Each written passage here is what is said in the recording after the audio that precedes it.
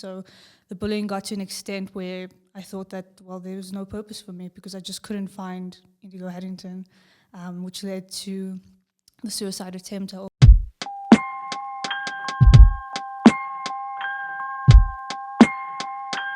What's happening, guys? Welcome to a new episode of Jester Radio. This podcast is sponsored by NUTRICON, so you can use the code that I'll put in the description below. I'm not sure how it's going to work now with Black Friday, so if you're looking for the discount code, just go into the description and I'll put that up for you. So today's guest, someone that, even with my boxing experience, I think could beat me up, and someone that could, put me on the floor, put me on the canvas, whatever she pleased. So Indigo Haddington, thank you so much for coming through. Thank you for having me. It's only a pleasure. So you actually, I think I saw the SA Boxing Talk interview. Obviously, I've followed you on social media. The one night I was literally just watching your videos and I think I just replied.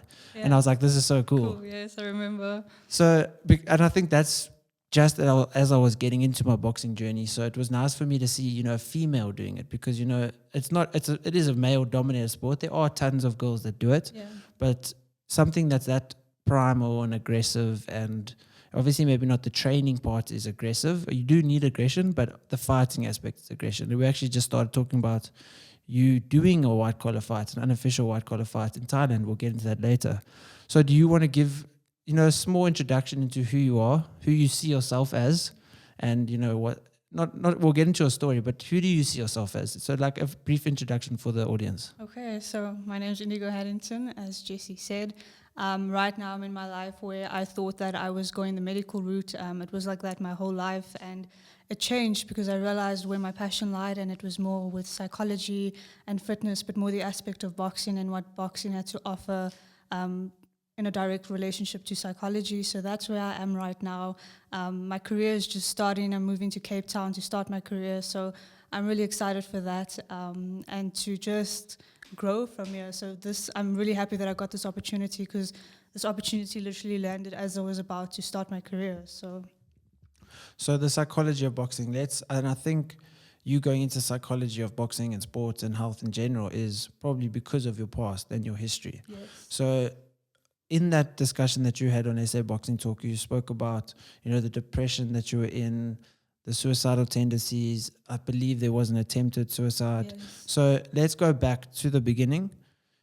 What was these experiences and, the situations that led to these feelings for you? So I'm one of a twin, and growing up as twins, it's very difficult to identify yourself as an individual alone. I mean, growing up as a twin, you use the same clothes, you basically want to study the same thing, you want to do the same thing. And my dad was always working, my mom took off when we were very young. So it wasn't just a sense of loss of relationship with my parents, but it was also, I couldn't identify myself as an individual because it was always Indigo and Kaylee, not just Indigo and not just Kaylee. And I think as we grew up, we sort of started separating.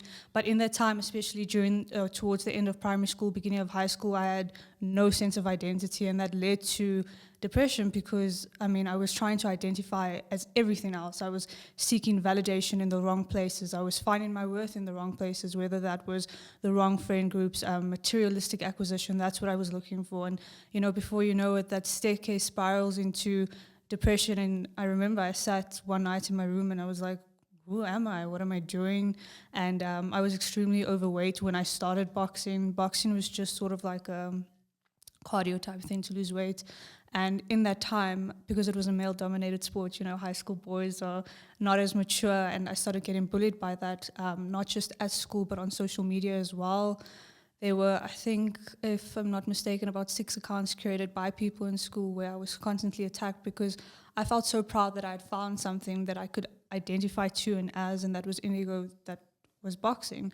And it wasn't just a gender thing, it was also a race situation, a mixed race individual, not just a female, but a mixed race female in a male-dominated sport. It was really, really difficult to find my feet. And I thought that I'd found my worth again in boxing, which I did for a few months. And I think it became extremely unhealthy for me because I was training 3 times a day, eating under 900 calories, and I didn't just lose a ton of weight, I lost myself in that process. So the bullying got to an extent where I thought that, well, there was no purpose for me because I just couldn't find Indigo Haddington, which led to the suicide attempt. I also lost my best friend in grade 9.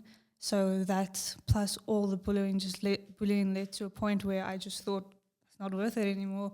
And I didn't seek help. I was too afraid to seek help. In an Indian household, it's just a fact that mental health is not seen as an issue. Physically, there's nothing wrong with you. You are seen as perfect. So I couldn't talk out about it. I couldn't talk to my parents about it. And I didn't seek help. And I think it got to a point where my mom saw the scars on my legs from physical harm, and she said, okay, this is getting serious. You need help, my stepmom. And that's when she took me to go see a doctor, see a psychologist. And I realized that, and this is something on social media, it's a thread of we post a really great photo behind a filter, or we're showing off our abs, and we post this thread. We post this thread of you only need yourself and you can achieve all things. And it's not true, because we don't look at our past. We don't look at trauma. We don't look at our parental situation. And these are things that lead to how we react in relationships when we are adults.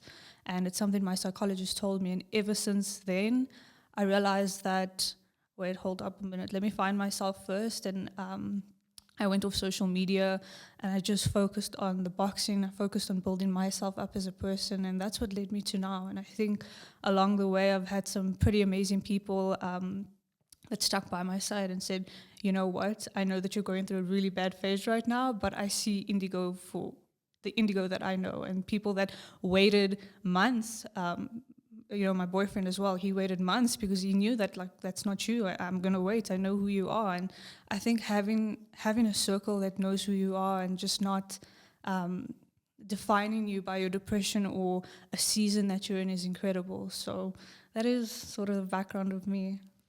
You mentioned a sense of identity, and I think it's difficult, especially growing up, to have a sense of identity. I think there's no one really in primary school that has a true sense of identity, and that can intrinsically look into themselves and actually see, okay, well, I'm Jesse and this is who I am. This is what I stand for. This is what I want to be known as. It's mainly, just floating around. You do a sport. Okay, that's your identity. That sport is your identity. You're great at academics. That being clever is your identity. And I think as humans, you need to kind of just grow and experience things and see, okay, me identifying as one thing is not positive. Me identifying as, X, Y, Z is not positive. I need to actually want to identify for things for myself. Yeah. It shouldn't be, as a boy, all the girls like rugby players. I don't know, it shouldn't be for anybody else. It should be for yourself. It should be you looking into yourself and saying, okay, well, I love boxing. I love eating healthy. I love helping inspire other girls. I love helping, motivate people. And then through that, you find your identity, and it's a multifaceted identity. It's not just, this is me, I'm a rugby player, cool, that's it. Exactly. And as you grow up, everybody suffers from that. There's still people today as adults that haven't actually truly found themselves. And it's difficult because it's not about the world around you. It's about you. The only way to find yourself is looking inside and seeing, what you really want from your life. Yeah, I think that's where the human psyche comes in, and my passion to understand and learn, because through school, I don't know if there's a school out there, but I mean, from my experience, nobody really teaches you about mental health, how to develop a mindset, Yes, you can go on to Instagram and look at your favorite athlete, and that motivation is probably going to last one gym session. Nobody's taught anybody how to maintain longevity of a certain mindset, and I think that is my, I want to say, personal issue with Instagram right now, and that's why I took a big break from social media, because yes, fitness goals are up there, workouts are out there, flexing our abs, telling the world how to find motivation, but the truth is, your goals need to be bigger than how you look. Who do I want to be in the world? What is my position and place in the world? What do I want to get out of my career? What's the career I want to build for myself? And that is something you have to have an outward perspective of, because your career is not just going to fulfill you. Yes, you are a priority, but it's going to fulfill the people around you. How am I going to change their lives so that one day they can say, I found my position in the world, not because of you, but because of the tools that you gave me to learn and not be in a constant deficit with a mindset. Because I mean, at the end of the day, there's one place that that nobody else knows, and it's one place you have to stay for the rest of your life, and that is in your head. So if you have learned to create unhealthy habits, if you've created this negative space. How do I get out of it? It's not something that happens overnight or in a month. Sometimes it takes years and years to get out of. But I think just initiating that process and having someone that is willing to learn, I think that's the first step. It's just wanting to learn, and the second is showing up. And I always tell people, and they never understand it, I said 90% of your success comes from just showing up. You show up to the gym. It took a lot for you to get out of bed, get into that car and get to the gym. Now you have to complete your workout. And that is where growth occurs. Growth doesn't occur in the showing up. Growth occurs in that 10%. And that is something that I always put on my Instagram. You know, every boxing video, I had to learn from myself, because I was boxing for Instagram. I wasn't boxing to inspire people. I wasn't boxing for the right reasons. I was boxing for the likes. I was boxing for the recognition. I remember about 2 years ago, you know, people that I looked up to internationally was looking at my stuff, commenting on my stuff, and then that's where I found validation. And I had to take a step back and, like, you're boxing for the wrong reasons. You need to start boxing for the right reasons. And that's when I started doing a lot of research on the human psyche, reading a lot, talking to a lot of psychologists. And that's why with every boxing video, I've got some kind of mindset tip, because yes, the boxing video attracts you, but what follows after that? And I think that's where my focus is right now.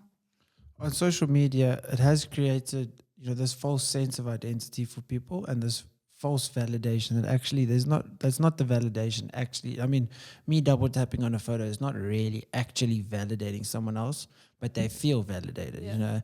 I mean, most of the time it's just like, okay, I'll show support. And then this person, they feel like, yo, all these people care about me, all these people value me so much, when in reality, it's not actually like that. You know, that's the problem with social media, is people feel, oh, I've gained 1,000 followers, oh, I did this or this, and that's where their self-worth comes from. Exactly. And I mean, I believe almost everybody has felt that in some time of their life. You know, it's nice to have people follow you. It's nice to have this person who you find attractive like your photo, and it gives you that validation. But at the end of the day, it's not real validation. I mean, it takes no effort on their part to like a photo. And you mustn't base, you know, your own success on social media. You shouldn't find your identity in social media. You shouldn't look and be like, okay, cool, this week I've got 300 more followers, I'm better as a person. Because at the end of the day, if you look at people with 300 followers, or you look at a celebrity with 10 million followers, that celebrity could have way more problems than you. That celebrity could have a way worse mindset than you. That celebrity could be going through way more turmoil in their life than you. But you look at them like, look at this money, look at the lifestyle living, they're happier than me. When it's not true. You have to, I mean, there's so many quotes where it says, you know, travel and tell nobody, start a new business and tell nobody, because it should be for you. You shouldn't be doing all these things, as you say, for social media. You shouldn't be doing all these things to receive likes, to receive, you know, any sort of appreciation. You should be doing it for your own goals and for your own mindset and for your own ability to grow. Exactly. You yourself, why was it boxing initially that you got into? I think I needed a sense of strength. I was mentally and physically, I was extremely weak. I never enjoyed school sport. I played hockey for about 3 years, but it's not something I enjoyed. And actually, the one day I was at the gym, and my coach, he's been coaching me now for about 5 years, he just, I don't know what he saw. He just saw potential before I even thought that it existed. And he said, come for a session. And I mean, I put the gloves on for the first time, and I could barely hit a bag, but I fell in love with it instantly. And I started showing up every morning at 4:30, and I mean, my class was only at 5, you know, so I would wake up at 3:45, come at 4:30, and the reason I did that, because there was a professional fighter, his name's Jabulani. I would watch him and my coach every single morning. Something as small as that contributed to my love for boxing. And as soon as I started getting the combos, started getting the footwork right, my coach was like, wow, she really has potential, and I still didn't believe it. And he really took me under his wing, and that's what I loved about him. He didn't just nurture my physical boxing needs, he nurtured my mindset, because he said, you can be the greatest boxer, the female boxer in South Africa, but if your mindset is shit, you're not going to go anywhere. And he gave it to me straight. And he said, these are the issues, how are we going to fix them? And I said, I don't know how we're going to fix them. He's like, the first step is you need to be willing to change. And from that, growing a healthy mindset, and I mean, I'm not perfect yet. I struggle to get out of bed in the morning. There's days where I feel absolutely, you know, I look in the mirror and I'm like, I'm not happy with what I see. And it's an obstacle every day. But I mean, holding that thought for 10 seconds and then realizing that, okay, I'm in my head, let me get out of my head right now. That is why I fell in love with boxing, because I think boxing is the only sport that doesn't just push you physically, it pushes you mentally. You know, I always use the 60-40 rule. If you are someone that is so used to only giving 60% in your training session and you leave that 40% for somebody else, that is the mindset you are going to apply in your relationships, studies, work relationships. You're only going to give 60% and you're going to end up being alone. That's what happened to me. I lost all my friendships, all my relationships, because I was someone, I'm going to do 60%, and then I thought that was my best. But subconsciously, I knew there was more, but I left that for somebody else. And my coach said, okay, now I'm going to push you to 80, 90%, because it's difficult to give 100% in every session. I mean, life happens, but just pushing yourself more than what you're capable of. And that's what Relentless is about. And that's what I created my Instagram around. Relentless means demanding more from yourself than anybody else could ever demand from you. Your closest relationship, if they demand a certain amount from you, you're going to demand more. And it's never been, you know, we see success as just one thing, and that's why I don't like the word goal setting, because people think I create this goal and then I create this hierarchy and I reach that goal and then I've reached the epitome of success in my life, and it's not like that. Goals should be a ladder of where you see yourself as. And as I was saying, boxing is that sport that doesn't just push you 80, 90% physically, it pushes you mentally as well. You know, as you said, the aggressive state, it's something that you have to learn in training, then apply that to sparring, and then you can get your fight with that. And I think boxing for me as a woman living in South Africa, because I would have anxiety just driving out of our estate. I mean, like stopping at a robot, I would have this flow of anxiety and I couldn't even concentrate when I'm driving on the highway. And I said I needed something more. And that's what boxing gave me. So boxing didn't just give me the mental strength or the physical strength. It gave me a sense of confidence that if something had to happen to me, I know that I would be able to defend myself. And that is what I want to put out there. Boxing, not just for women, but men as well. You know, yes, it's great self-defense and you're going to be crazy fit. I mean, I think you know what the conditioning is like for boxing. Yeah. But it's also mentally going to push you. And having a coach that sees beyond your physical limitations is incredible. So, yeah. That mindset that he said you need to improve on, what were you lacking, or was it that, you know, not pushing yourself past that 60%? Yeah, it was. I was always comfortable with what I was doing. And he said, you need to make adversity a normal in your life. Obviously, you can't be uncomfortable every day. You're going to reach burnout if you do that. But, you know, let's say 5 days out of 7 days, push yourself into adversity, become comfortable with adversity. And, you know, I think pushing yourself out of your comfort zone is a term that is used often, but it's not understood. Pushing yourself out of your comfort zone doesn't mean experiencing something uncomfortable and then returning back to like where you were, because that's what people think. Pushing outside your comfort zone is experiencing something uncomfortable, experiencing it until it gets comfortable, and then going for the next uncomfort zone. And that's something that he pushed me to do, and it's something that you grow with. It's something that it's sort of like an innate response. As soon as you experience something uncomfortable, you're like, okay, you know, I'm going to get out of my fixed mindset and I'm going to sort of transition into a growth mindset. And this is not a stop sign. This is a bump in the road. This is a hurdle. I'm going to get over it. I'm going to keep going. And sometimes it feels like, I mean, personally, sometimes it felt like I was running into a brick wall over and over and over again. But treating that situation or that challenge as just a hurdle, I'm going to keep running until I get over it, is incredible. And he took me from a fixed mindset to a growth mindset. You know, fixed mindset, the trade star, and this is who I was. Why does this always happen to me? I can never get it right. You know, I felt sorry for myself. Was a trait of a growth mindset was, okay, this is happening to me. I'm extremely uncomfortable emotionally. I'm extremely emotionally, but I know that right now it's going to be uncomfortable. It's going to be unpleasant, and I have to sacrifice a lot to either reach a goal or make it through this certain season in my life. But I know that I'm going to get over it, and that is something that he taught me. Yeah, most humans, when they experience something uncomfortable, so let's just say, like myself, doing a white collar fight, I didn't have to do it. There was no need for me to do it. You know, there were stages where obviously most of the time I was completely uncomfortable. I was completely out of my comfort zone. I was with massive headgear on, getting punched, sparring against people that have had more experience than me. And as humans, most people think, okay, well, I don't enjoy this. Let me stop. Yeah. Whereas maybe it's just yes, this is difficult. That's maybe why I think I don't enjoy it. This is completely out of my comfort zone. This is me suffering.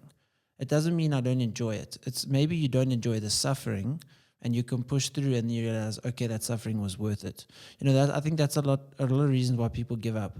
They set a goal for themselves and they go through so much suffering that they believe that, you know, they're not enjoying the process, whereas they're just not enjoying the suffering. Yeah. Because I know now, looking back, I don't enjoy physically fighting someone. Yeah. It's not because I suffered so much that I don't enjoy it. I relished in the suffering. I loved the fact that I was pushing myself, because no other sport that I've ever tried has made me, you know, have to push as hard as I did for that fight.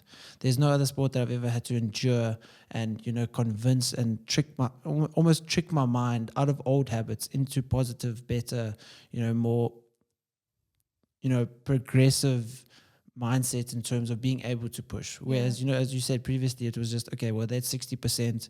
I've worked relatively hard. I don't need to work harder. Whereas with boxing, it's 100%, because, I mean, you're against an opponent. Yes. If you're not putting 100%, that guy's putting in 100%. You can't allow yourself even 1% less, because then you're going to be beaten. Yeah. You know, because the physicality is so much there. So as humans, when something gets tough, you stop. And as an adult, because obviously we have the choice to stop or not, we might just feel, okay, well, I don't enjoy it that much. Whereas you need to differentiate between I don't enjoy suffering or I don't enjoy what I'm doing. Or you need to just look at it and be like, I enjoy the suffering. I might not enjoy what I'm doing. You see, that was my thing, was I didn't enjoy having to fight someone, but I enjoyed the suffering. I enjoyed pushing myself past my limits, what I thought my limits were at least, and realizing that I've got, you know, my limits are actually way more than I thought. Yeah. So it kind of needs to be that differentiation between, am I enjoying the suffering?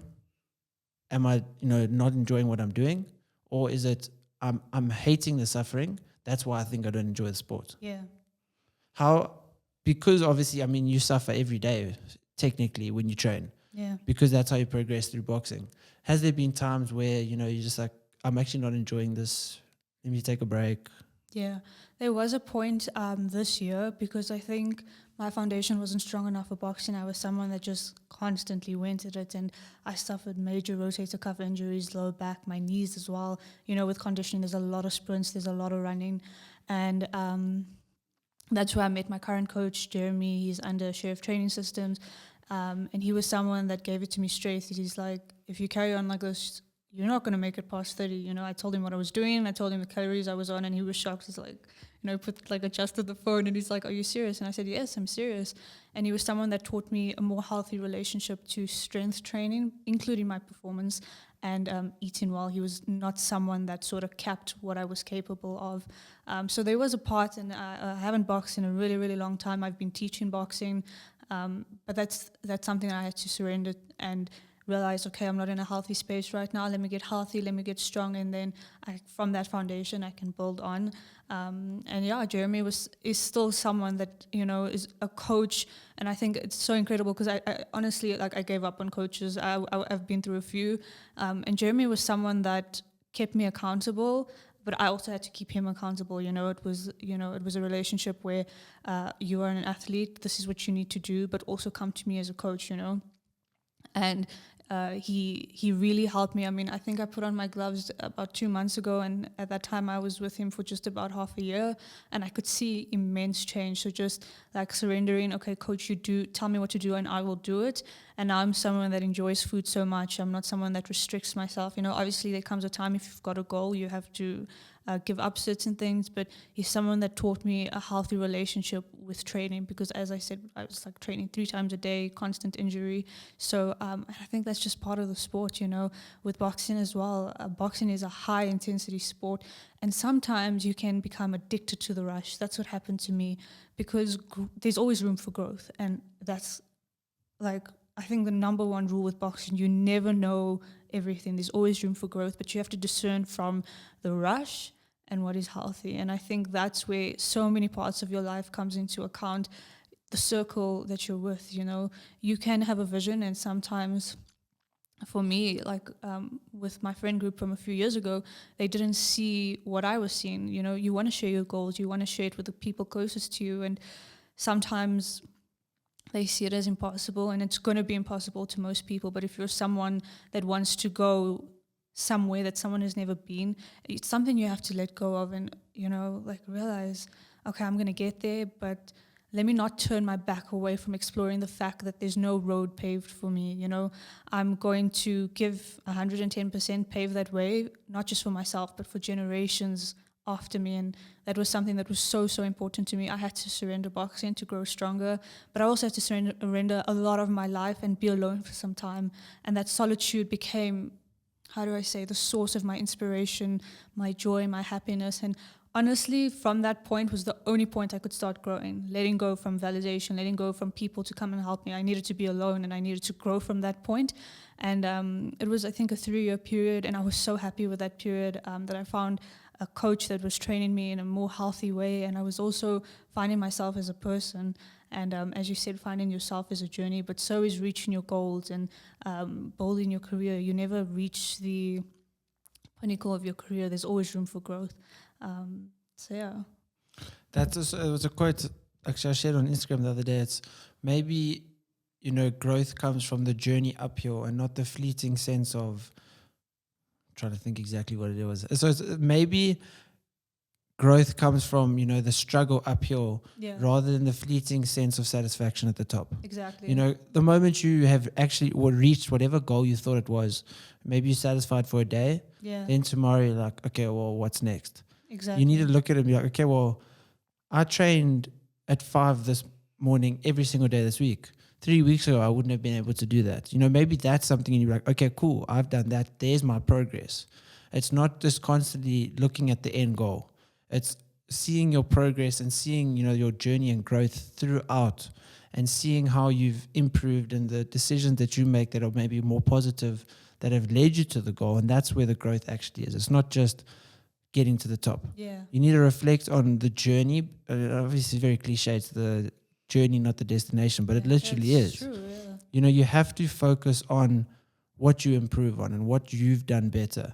And you have to focus on, the growth that you've pushed yourself through. So speaking of growth and speaking of, kind of losing that identity of boxing, because I know for myself, I didn't ever want to be known as a bodybuilder. I always wanted to be known as something else. That's actually why I started this podcast, because I didn't want to ever just be known as someone that eats, sleeps, and trains. Yeah. I want to be known as someone that wants to converse with other people, someone that wants to learn from other people, someone that wants to, find inspiration from other people and hopefully help other people find inspiration. And for me, now stopping competing, it was a difficult transition for me because I almost had that identity in competing, and I didn't want people. And that's the problem on social media, to be like, yo, JC's lost a little bit of muscle. Yeah. JC's maybe not as lean as he was. JC's not this or that. And that's difficult when your identity is so stuck and rooted in one thing. Exactly. That's why you need to have happiness within yourself so that you get a comment of someone saying, JC, your arms look smaller. That doesn't bother you because you don't find your validation and your own happiness 100%. In those people's comments. Exactly. I think, these, and you've probably seen it on Instagram, like you only need yourself to succeed or your haters are your elevators. It's sayings like this that irritate me to the core because it absorbs you as a person from your relational responsibilities. So, as you said, the fact is, people are going to talk whether you're doing bad or good. You don't need your haters to elevate you. You don't need anyone to elevate you for that matter. People are going to talk whether you are doing bad or good. And it's something that happened to me, when I deleted all my personal stuff from my Instagram because I said, I want to keep my personal life personal and I want to put my boxing out there and my psychology and my future business. That's something I want to put on Instagram. A lot of people were messaging me and WhatsApping me, like, what's going on in your life? What's going on with your relationship? What's going on with the move? And I realized people are not watching for the right reasons. People are looking for something to go wrong. People are, when something goes wrong, or like Indigo messed up there, and that's where I honestly believe like external justification will be your ultimate limitation when you're reaching your goals. If you're constantly looking for those comments, those likes, and I mean, that was me, constantly looking for validation. I had to get away from that. And now if I get a DM, because till this day, I still get DMs about being a female in a male dominated sport. I read it and I'm like, okay, cool, that's your opinion. You're going to go on with your life and I'm going to go on with mine. And it's something you really block out and delete. And referring back to your circle, and I don't just mean friends, relationships, your parents, the household that you live in. Is that a healthy space for you to grow, or are you capping your growth? And external justification is going to cap your growth. It's going to cap your success. And I think structure is so important, not just with training, but I mean your everyday. Like what do you do when you get up in the morning? Most people flip through their Instagram, check their emails. What is that doing? That is teaching your brain to always be in a state of alertness and reactivity. Whereas if you do something a little bit more productive, like let me put the phone away for an hour after I wake up, let me meditate, let me journal, let me read something that's going to help me, you are teaching your brain to be in a calm state, to learn, to want information, to thirst for that information. And, that is so important. I know it's difficult. I mean, for me, my head was so busy when I first learned to meditate in Thailand, actually. I was like looking around. We were actually in like a sort of like a temple, and I was looking around and everyone had their eyes closed and they were meditating. I was like, my mind is so busy. How do I quiet these thoughts? And he was a Thai monk, and he came to me and he told me, this is how you quiet your thoughts. And it was so simple for him, and I'm like, it's not that simple. And he said, where are you from? I said, from South Africa. He says, okay, why are you here? I said, I'm on family holiday, we're on vacation. So he says, you're still on vacation, yet you're still thinking about everything you have to do when you get home. From Thailand, just learning how to calm down, how to silence those thoughts and not flipping through Instagram. It's not even reading the news. I mean, COVID's going around, all these scandals. What does that do? It teaches your brain, everything is controlled by your brain chemistry, your neurotransmitters, and that's what people don't realize.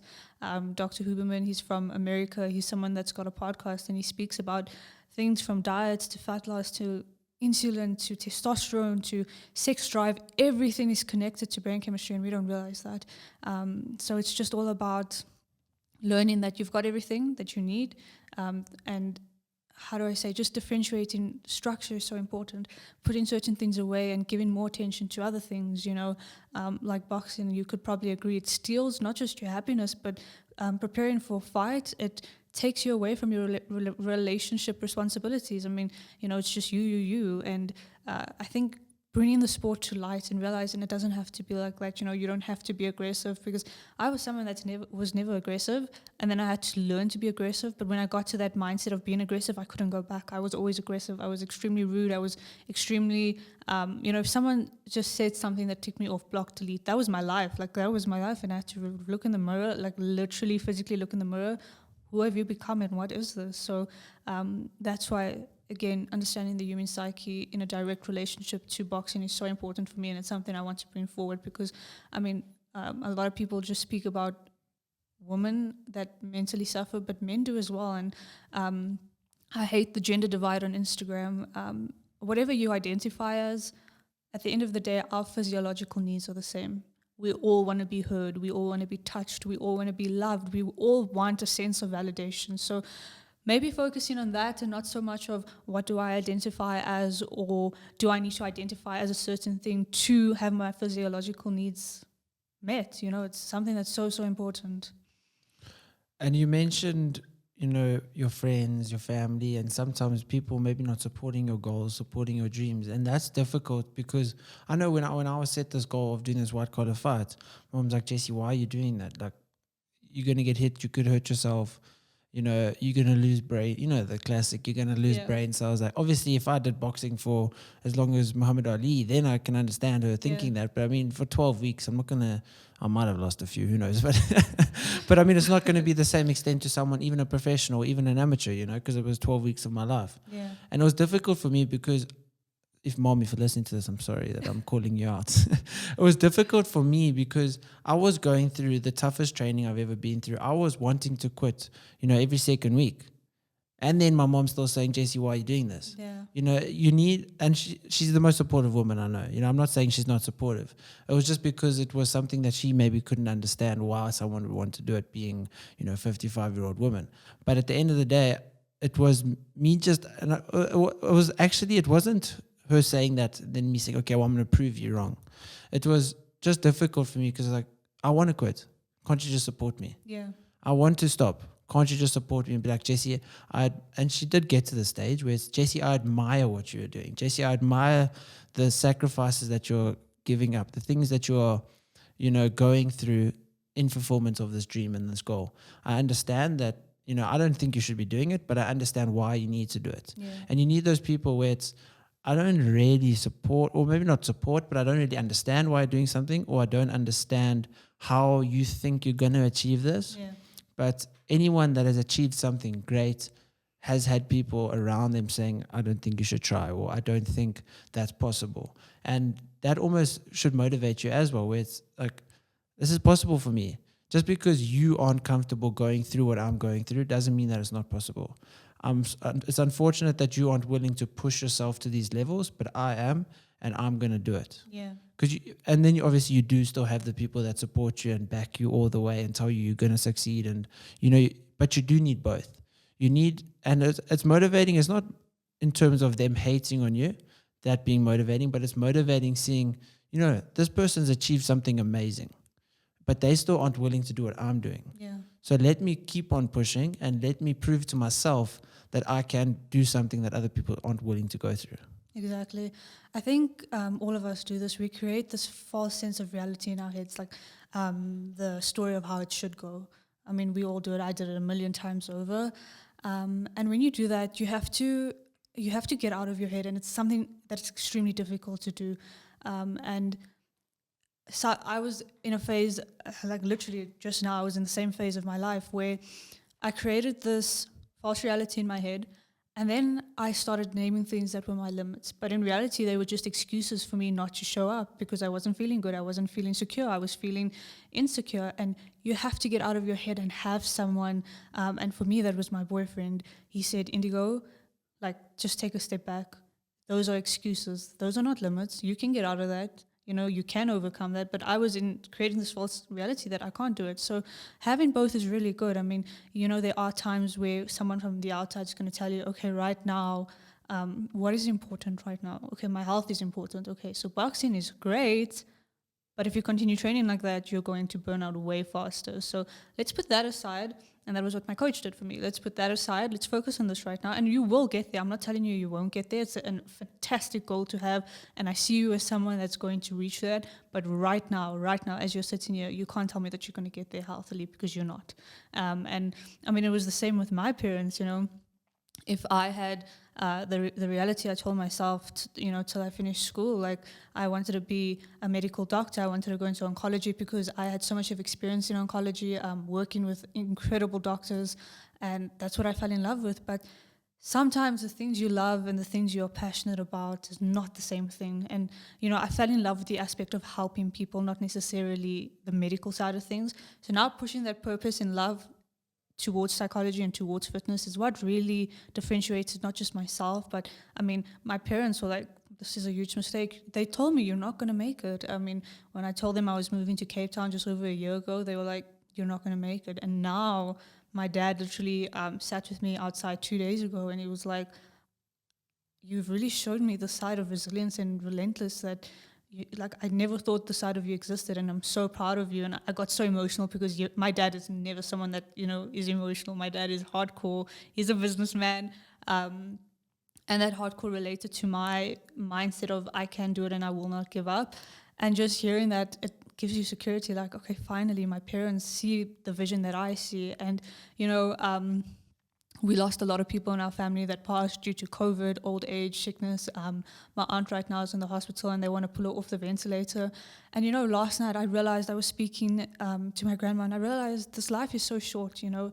It sounds emotional, but I'm going to get emotional, sorry. This life is so short. Are you going to spend your life being comfortable, being surrounded by people that don't support you? You know, because people are afraid of loneliness. People say that divorce is easy and breaking up is easy. That's not the easy part. The easy part is falling in love to secure you to not feel lonely. And I was telling my grandma yesterday, like, this life is so short. If you are not happy in a relationship, if you are not happy with where you are, look at the facts. Tomorrow is never promised. Do it today. Do it now, you know? And that's the main message I want to put out for people. If you love something, but there is no purpose, or there's not enough purpose in what you are doing, you are going to fail. It's inevitable. So if you have got purpose, that's all you need. You know, you don't need 100K in the bank account to start a good business. You know, all you need is your purpose, and you need to show up. And that is a message I want to put out to people, because people think that you have to go through something so traumatic to have a story. And yes, that was me, but I'm telling you that you don't.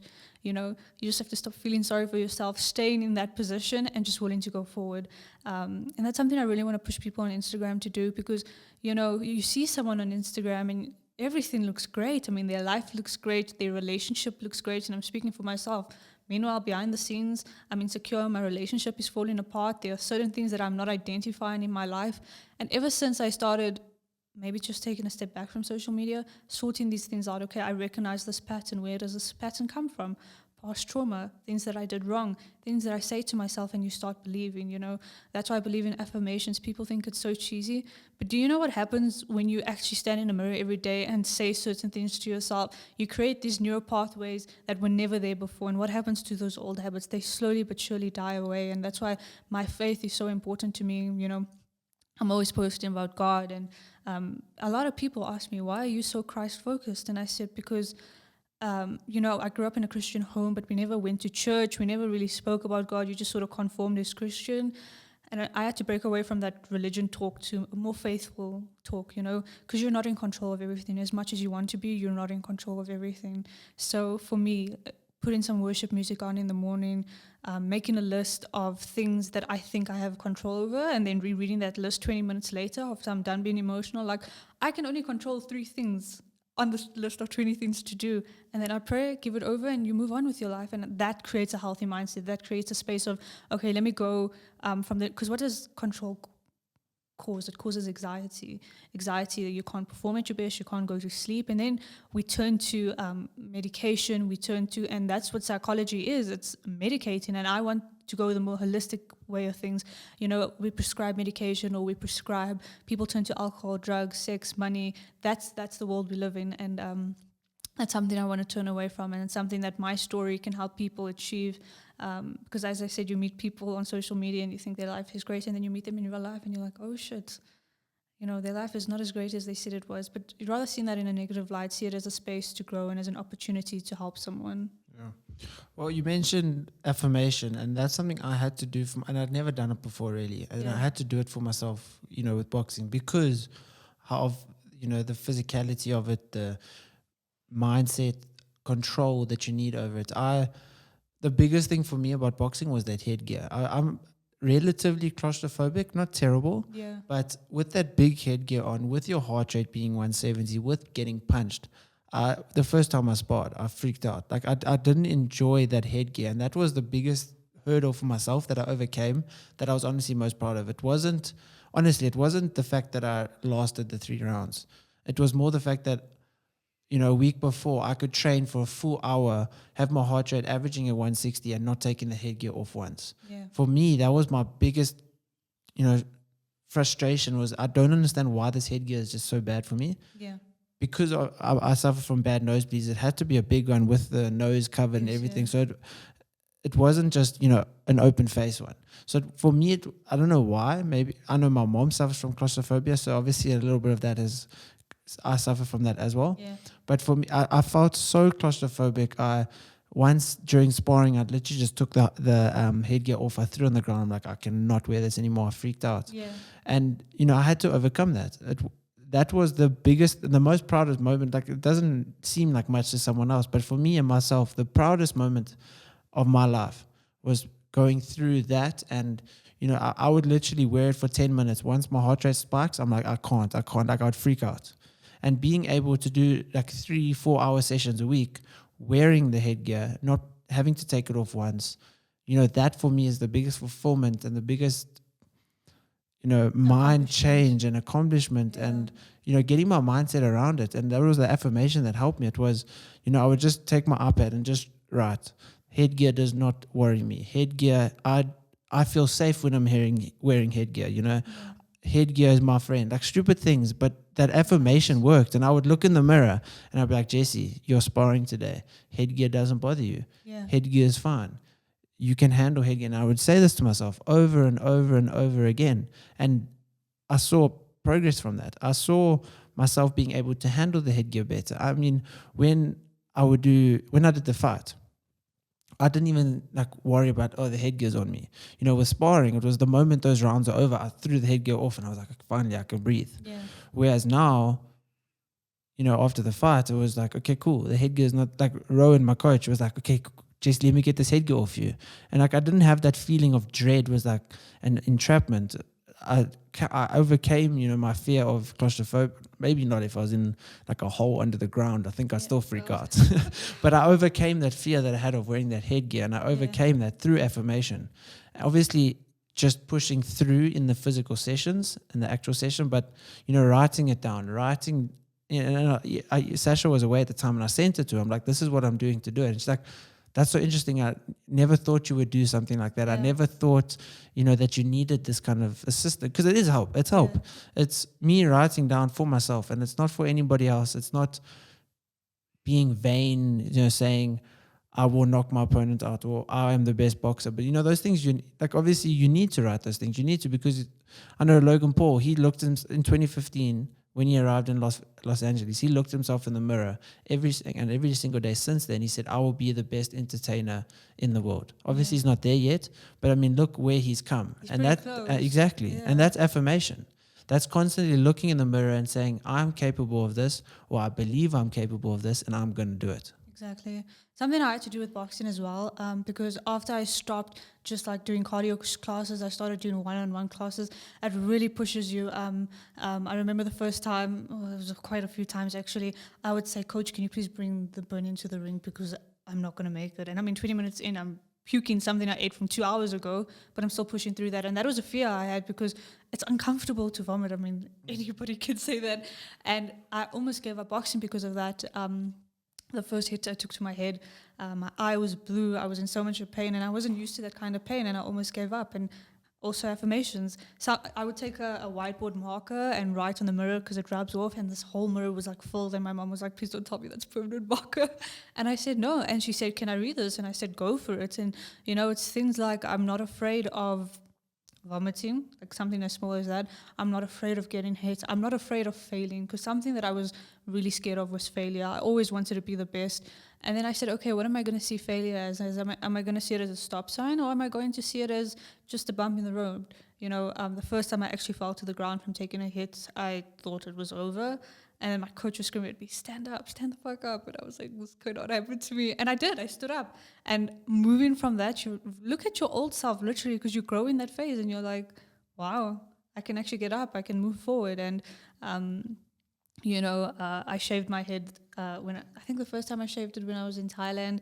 It was a little ritual type of thing, and ever since that I kept it shaved. It just, a little token, like a tattoo. It's sort of the same, like a little token. And I remember my sister actually told me, she's going to hate me for saying this. She said, you look lesbian. And I'm like, Kaylee, okay, we need to sit and we need to talk. And I said, I spoke to her, I had a genuine conversation, and I said, I'm not even just speaking to you, I'm speaking to everybody. Why when you see something, your innate response is to be something negative, When people see men journaling, I don't know if you know, but there's a lot of boxers that sit before a session and they literally journal, and they journal after their session. Women do it as well. And there were a few comments thrown at the guys that I went to at a gym, and people were calling them gay. And I said, why is that your innate response, Why is your innate response to be negative? Why can't you see the growth in what they are doing? People think growth requires huge change, like a new relationship, moving to a new place, but it doesn't. Growth requires effort, When you meet someone, it's going to be perfect. You're going to go through the honeymoon phase and things are going to feel amazing, but what happens 4 months down the line, that real person starts coming out. So am I going to choose to see the failure of having communication, or the failure of I don't know, not doing something right? Am I going to see that as the end of a relationship or friendship or whatever? And am I going to give up to that, you know?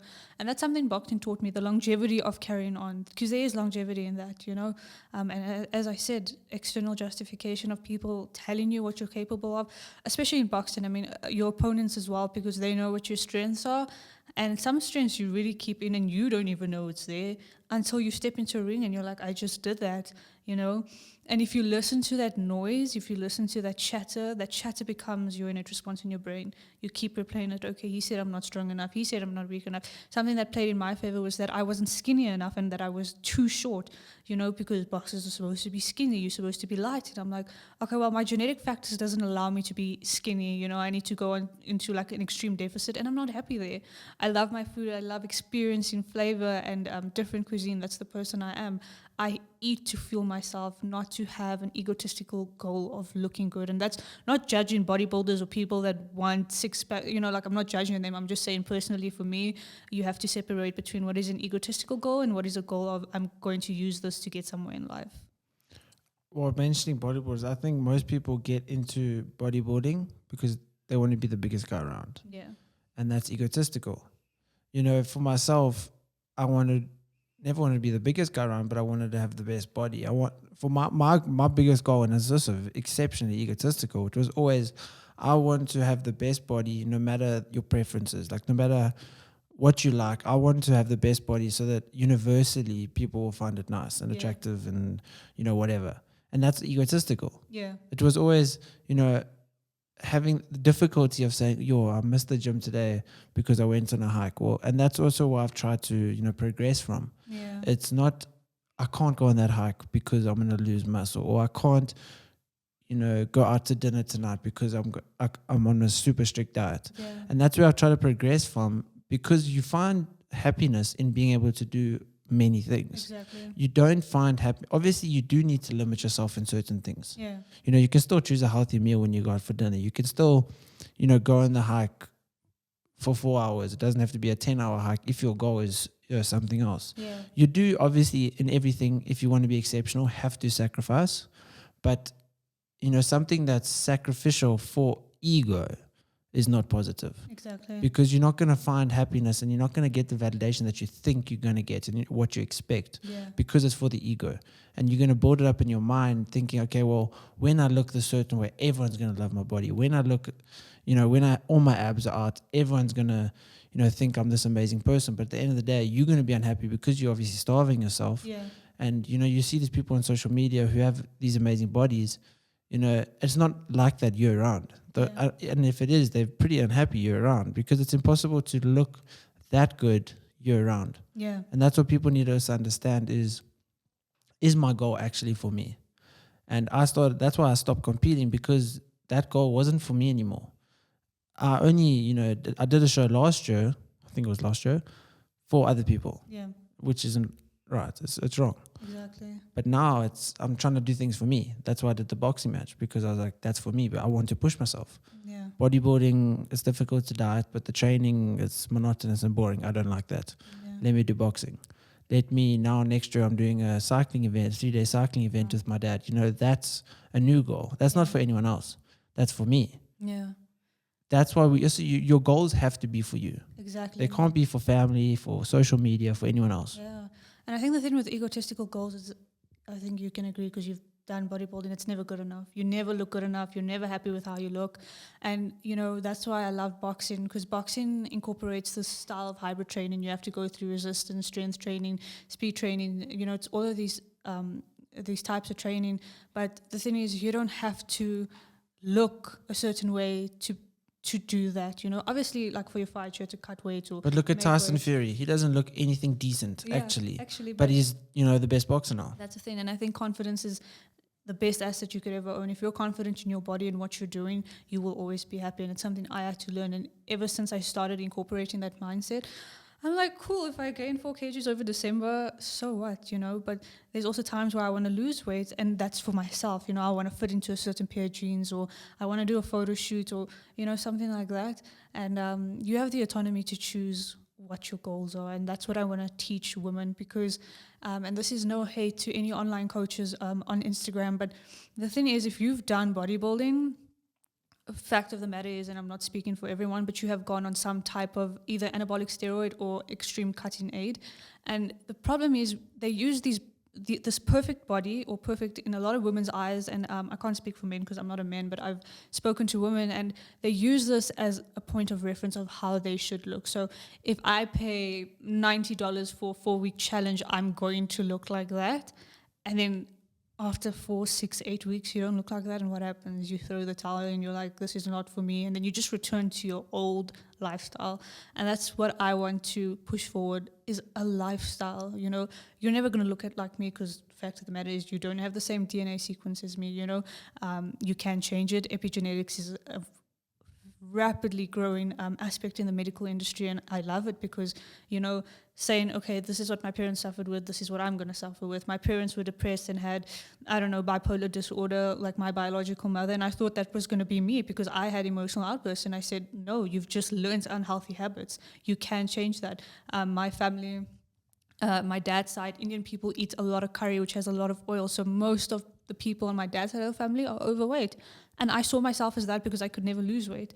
And then I realized, okay, let me step away from what I think is generational and what I will struggle with, and let me change that. And now my sister and I, my dad actually told us the other day, you guys are like the first in our family for generations that are chasing health related goals. And I thought that was amazing, because Kaylee is doing the bodybuilding and I'm doing more performance hybrid boxing. But just hearing that, it shows you that you can change your genetic, you can change, you know, obviously some things you cannot change, but just, and that's an excuse that I had as well, and just eliminating those excuses, you know, base yourself on facts, do your research, and research is so important. I mean, especially through COVID, people were like advertising like juices and supplements, and I said to myself, you know, I love the hope, I really do love the hope, but I mean, if you haven't stood in a ward during level 5, seen what COVID patients are going through, I had the honor of meeting Dr. Taban. He had like a get together, like a meet and greet, and it was so amazing. And just seeing, he's the leading pulmonologist in South Africa for COVID, and seeing that and realizing COVID is real, but not letting the fear control me. So let me do my research and let me put something that's factual on Instagram, because I mean, you know how much a clout and irrelevant nonsense was going around during COVID, and that led to resurgence, you know. It was resurgent, but wasn't about vaccinated, unvaccinated, yes, a percentage, but a lot of it had to do with the fact that people thought that I can do whatever and not get infected, and then, you know, then you lose a family member and you take a step back and you're like, yo, this is real. And it's not just with COVID. I think COVID's the most relevant example now, but a lot of things, you know, do your research, and if you want to put something factual on there, put something factual on there and have a point of reference. You know, don't use something materialistic, because we use materialistic acquisition as our point of reference, whether that's a body, something that someone said, and that's something I really want to push forward. Go and do your research, you know. And research is not just Googling and taking the first thing that pops up and putting it on Instagram. It's really going into medical journals, speaking to the relevant, whether it's physicians or I don't know, you know. So yeah. This move to Cape Town now. Yeah. When do you leave? What's the purpose of going there? So I've been down a few times now already to build my basis. But they're officially on the 4th of December. I can't speak too soon until my business is like on, I've built a foundation. But I had a really amazing opportunity there with a very well-known person in the fitness industry. And I think I was really blessed to meet him. And also meeting a lot of people in Cape Town that referred to my goal, because I just didn't see it growing here. What I specifically wanted, I didn't see it growing here. You know, market research is really important. So that is the reason. And just growing as an individual. I mean, I've been here for my whole life, and I've conformed to, you know, what my parents want. And I just didn't see growth here right now. So the opportunities that I had found in Cape Town and the move that I was making was primarily for myself, but also for the business that I'm creating. That's amazing. Well, we look forward to seeing what that is. Thank and you. we can obviously see on your social media and everything for the launch of that business. So I want to wish you all the best for that move and for starting that business and get everything up and running. And I know Cape Town, people are willing to spend more money on their health, their mental health, their body. Yeah. You know, obviously people in Joburg do it. But I think in Cape Town, it's more, you know, progressive way of thinking in terms of, you know, it starts with my mind and goes to my body. It's not just my body. Yeah. You know, in Joburg, I think it's just work on my body, ignore my mind. Whereas Cape Town, it's just that more progressive way of thinking. Yeah. And I think it's a really good foundation. You know, it's something I want to grow, not just in Cape Town, but I want to grow through South Africa and hopefully one day internationally. That's where I see it going. And, you know, everything, you can agree with me, everything is online. So if we can give people a safe space online to either see a psychologist or whatever it may be, dietitian, trainer, whatever, that's something that I want to do at an affordable price, because I think people have this idea, and it's a niche that's been created in their head, and I don't blame them because it exists, but that you need to spend a lot of money to get your mental health in check, or your whatever your physical goals are. And obviously me as an individual needs to make money, but that's not my primary focus right now. My primary focus is creating a foundation for every single person. It doesn't matter what race you are, what language you speak, what you identify as. Everyone has a space to better themselves, and I want to bring mental health forward because I've been through it. It's a dark road, and I think the biggest thing for me was that I was alone throughout that journey completely. I think if I had someone, it might have gone better, and I want to give that hope for somebody else. Well, that's great. That's great that you're going to support and help and, you know, build up this business that can almost do for other people what you didn't have at that time. Yeah. So, Indigo, thank you so much for coming on. Thank you very much. Of course, and thanks, guys, for watching.